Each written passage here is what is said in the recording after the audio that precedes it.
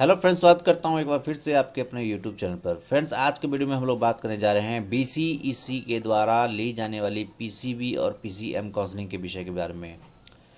बहुत लंबे समय से पीसीबी के अभ्यर्थी इसका इंतजार कर रहे थे। साथ ही साथ फार्मेसी ग्रुप के, एग्रीकल्चर ग्रुप के जितने भी कैंडिडेट हैं जिन्होंने बीसीसी के फॉर्म को भरा है, पीसीबी ग्रुप और पीसीएम ग्रुप के, उन लोगों के लिए बहुत ही अच्छा नोटिफिकेशन है। तो वीडियो को लास्ट तक जरूर देखिएगा। बीसीईसी बोर्ड यानी कि बिहार संयुक्त प्रवेश प्रतियोगिता परीक्षा पार्षद के द्वारा ली जाने वाली पीसीएम, पीसीबी और पीसीएमबी 2022 के जितने भी कंबाइंड मेरिट लिस्ट में जितने भी कैंडिडेट्स लोग आए हैं, उन लोगों के लिए जितने भी गवर्नमेंट सेक्टर के फार्मेसी धारा, चिकित्सा धारा और एसजीआईटीटी के पूर्ण सीट तथा फार्मेसी के 50% सीट पर फार्मेसी धारा, चिकित्सा धारा, किसी धारा के संस्थानों में BCC, CBA, PCA, MBA, MCA 2022 की मेधा सूची के आधार पर कृषि महाविद्यालय में जितने भी 50% सीट है उन सबों पर प्रवेश हेतु जो ऑनलाइन काउंसलिंग होती है उसका रिगार्डिंग ये सूचना है, जो आपके लिए बहुत ही इंपॉर्टेंट होने जा रही है।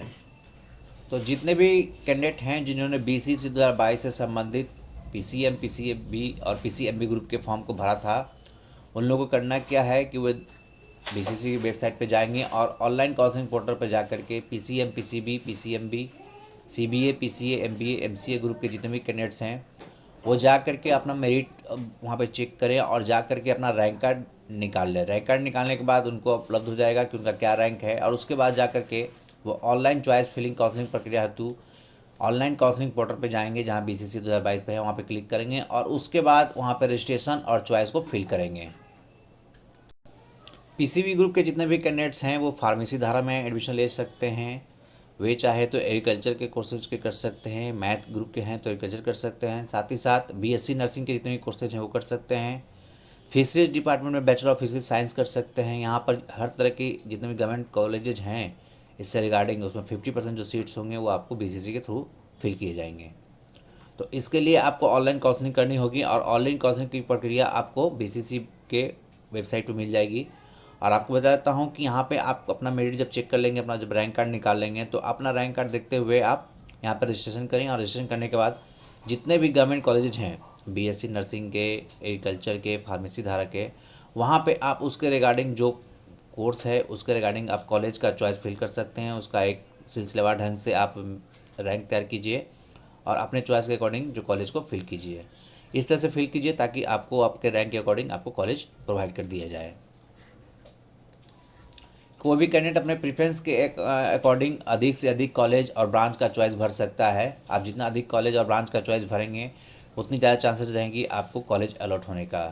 चॉइस भरने के दौरान अभ्यर्थी अंतिम तिथि तक अपने चॉइस को एडिट भी कर सकते हैं, आप उसको मॉडरेट कर सकते हैं जब तक चॉइस को लॉक नहीं होता है। जब जो शेड्यूल दिया गया है आपको उसके अकॉर्डिंग जो आपका चॉइस है, अगर आप संतुष्ट हैं तो आप उसको लॉक कर दें। और लॉक करने के बाद आप अपने चॉइस में कोई तरह का बदलाव करना चाहते हैं तो अनलॉक चॉइस का बटन में क्लिक करें और अपने रजिस्टर्ड मोबाइल नंबर और ईमेल आईडी पे ओटीपी को ऑथेंटिकेट करें और उसके बाद अपने चॉइस को आप मॉडिफाई भी कर सकते हैं, चेंज भी कर सकते हैं। अगर कोई कैंडिडेट अपने अंतिम समय तक अपने चॉइस को लॉक नहीं कर पाता है तो उनको टेंशन लेने की जरूरत नहीं है। चॉइस जो है वो ऑटोमेटिक लॉक हो जाएगा। आपने जो चॉइस फिल कर रखा है वो ऑटोमेटिक लॉक हो जाएगा और लॉक होने के बाद अपने चॉइस का प्रिंट आउट निकाल सकते हैं। लॉक होने के बाद फिर जो लास्ट डेट होगा उसके बाद आप चॉइस को मॉडिफाई नहीं कर सकते हैं। उसी के आधार पे आपका जो रैंक होगा और उसके अकॉर्डिंग आपको कॉलेज प्रोवाइड किया जाएगा।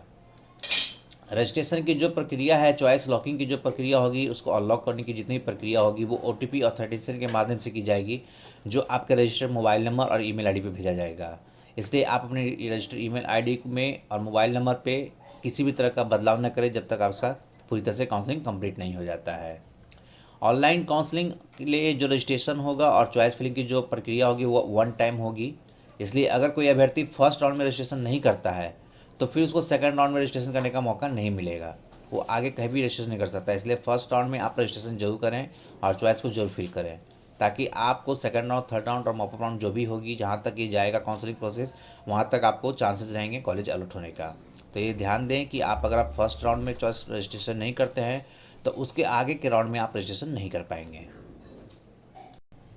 जितने भी कैंडिडेट हैं जो ऑनलाइन काउंसलिंग हेतु रजिस्ट्रेशन करते हैं और चॉइस फिलिंग करते हैं, उनका जो चॉइसेस का जो लिस्ट होगा वह सीट अलॉटमेंट से पहले अभ्यर्थी के पंजीकृत रजिस्टर्ड ईमेल आईडी और मोबाइल आईडी से भेजा जाएगा। जो कैंडिडेट ने अंतिम दिन तक चॉइस फिलिंग किया है उसी के आधार पर उनका सीट अलॉटमेंट होगा आपका, उसके अकॉर्डिंग जो आपने चॉइस फिल किया है उसी के अकॉर्डिंग। और अपना रिजल्ट देखने हेतु आपको अपने अकाउंट में लॉगिन करना होगा और उसके बाद आप रिजल्ट को देख सकते हैं।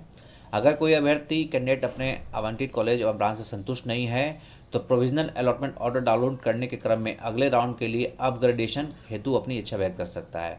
मान लिया जाए कि आपने फर्स्ट राउंड में जो रजिस्ट्रेशन किया है और उसके अकॉर्डिंग आपको कोई कॉलेज अलॉट हुआ है और आप उस ब्रांच से उस कॉलेज से संतुष्ट नहीं हैं जो आपका चॉइस है, तो आप अगले राउंड के लिए काउंसलिंग करने के लिए अलॉटमेंट लेटर को जब डाउनलोड करेंगे तो वहाँ पे आप अपग्रेडेशन के बटन पे क्लिक करेंगे और उसके लिए अपग्रेडेशन का क्लिक कर देंगे।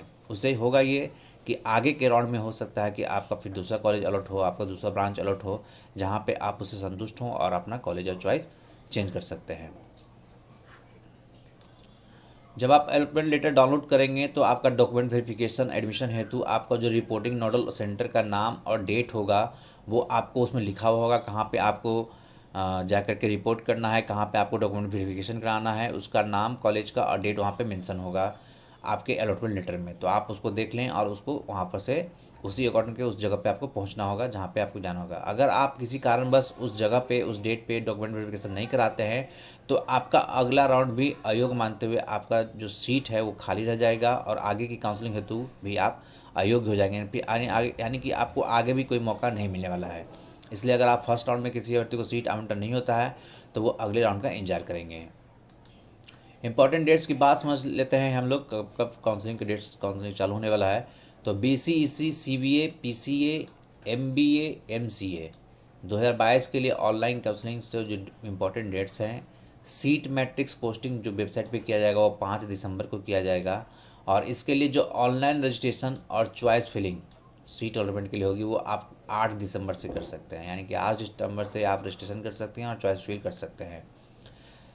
ऑनलाइन रजिस्ट्रेशन करने का जो लास्ट डेट होगा चॉइस फिल करने का और लॉक करने का वो 14 दिसंबर 2022 को होगा। फर्स्ट राउंड का जो professional seat allotment result publish किया जाएगा वो 19 दिसंबर को पब्लिश किया जाएगा और आप फर्स्ट राउंड का जो अलॉटमेंट लेटर है वो 19 तारीख से लेकर के 22 तारीख तक निकाल सकते हैं। डॉक्यूमेंट वेरिफिकेशन और एडमिशन जो फर्स्ट राउंड के होंगे वो आपको 20 दिसंबर से लेकर के 22 दिसंबर के बीच में तय किए जाएंगे।